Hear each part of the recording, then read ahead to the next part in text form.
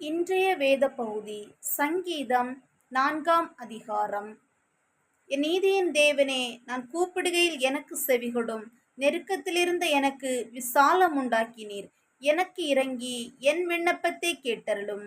மனுபுத்திரரே, எதுவரைக்கும் என் மகிமையை அவமானப்படுத்தி வீணானதை விரும்பி பொய்யை நாடுவீர்கள்? பக்தி உள்ளவனே, கர்த்தர் தமக்காக தெரிந்து கொண்டார் என்று அறியுங்கள். நான் கர்த்தரை நோக்கி கூப்பிடுகையில் அவர் கேட்பார். நீங்கள் கோபம் கொண்டாலும் பாவம் செய்யாதிருங்கள். உங்கள் படுக்கையிலே உங்கள் இருதயத்தில் பேசிக்கொண்டு அமர்ந்திருங்கள். நீதியின் பலிகளை செலுத்தி கர்த்தர் மேல் நம்பிக்கையாயிருங்கள். எங்களுக்கு நன்மை காண்பிப்பவன் யார் என்று சொல்லுகிறவர்கள் அநேகர். கர்த்தாவே, உம்முடைய முகத்தின் ஒளியை எங்கள் மேல் பிரகாசிக்க பண்ணும்.